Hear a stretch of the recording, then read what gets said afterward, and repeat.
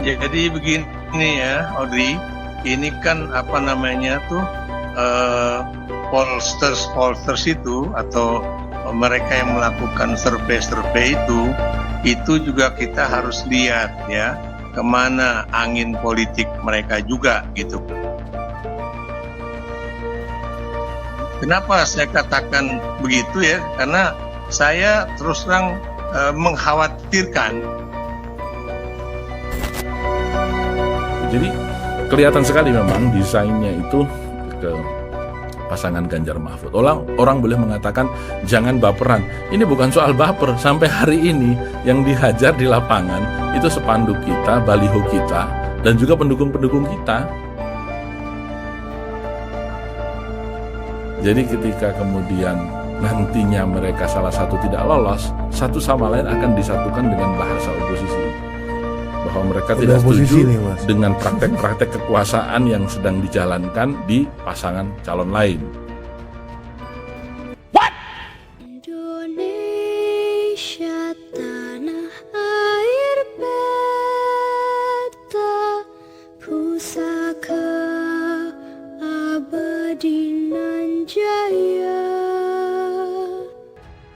Perang dingin ketika calon presiden masif terjadi. Mulai saling balas soal ndasmu etik, klaim Prabowo bukan Jokowi, hingga polemik pelanggaran HAM. Efek saling tuding tersebut membuat peta survei mulai sedikit bergeser.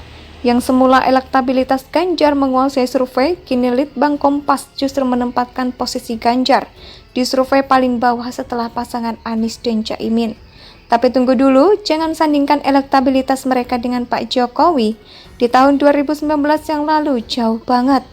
Dan maka sulit kita menebak akan terjadi satu putaran bila 3 capres, Anies, Ganjar, dan Prabowo ini ditandingkan hari ini. Pada 2019 lalu dari banyak survivor, elektabilitas Pak Jokowi selalu di atas 50%. Skor tertinggi saat ini ditempati oleh Prabowo hanya 39%. Itu menurut LSI. Menurut Vox Populi Research, bahkan hanya 23,3% angka tertinggi. Dan lagi-lagi dicapai oleh Prabowo. 2 yang lain jelas lebih rendah lagi. Lalu bagaimana ketika 3 orang itu diadu hari ini? Kita buat contoh kisah Ahok di mana 3 peserta dengan 2 nasionalis dan 1 agama. Saat salah satu nasionalis kalah, dia langsung berpihak pada yang bukan nasionalis, hanya demi tak mau melihat saudara senasionalisnya sendiri senang.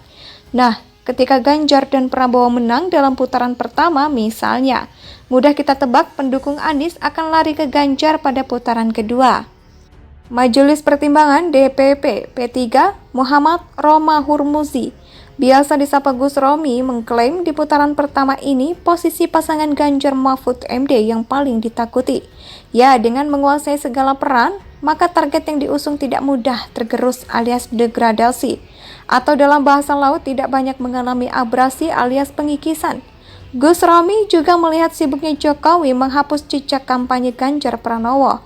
Misalnya saat Ganjar Pranowo tancap gas keliling Indonesia menemui masyarakat di sejumlah wilayah Indonesia bagian timur seperti Papua, Nusa Tenggara Timur hingga Sulawesi dan Kalimantan, terus dibuntuti Presiden Jokowi. Ketika Ganjar mengunjungi Sorong, Papua, 2 hari kemudian atau 22 November 2023, Jokowi mendatangi Sorong. Selanjutnya pada 1-2 Desember 2023 ketika Ganjar berkampanye di NTT, mengunjungi Kupang dan Ende. 2 hari setelahnya atau 4 Desember 2023, Jokowi juga melakukan kunjungan kerja ke NTT. Maka tak heran jika dalam wawancara akun YouTube Total Politik menggunakan judul serem, Roma Hurmuzi, Ganjar tidak boleh lolos putaran kedua. Pendukung Anies akan ke Ganjar bukan ke Prabowo. Menurut Gus Romi, kelompok nasionalis dan agamis itu boleh menyatu di Ganjar Mahfud ketimbang Prabowo Gibran. Tak kalah menarik, Gus Romi menyebut Jokowi berhasil menutup rapat misi politik. Itulah hebatnya Jokowi yang dikenal dengan politik tebing jurang. Gus Romi sampai memeragakan bagaimana Gibran begitu serius menjawab pers bahwa dirinya tidak akan menyalonkan diri sebagai cawapres di detik-detik akhir pendaftaran KPU. Perang dingin ketika calon presiden masif terjadi.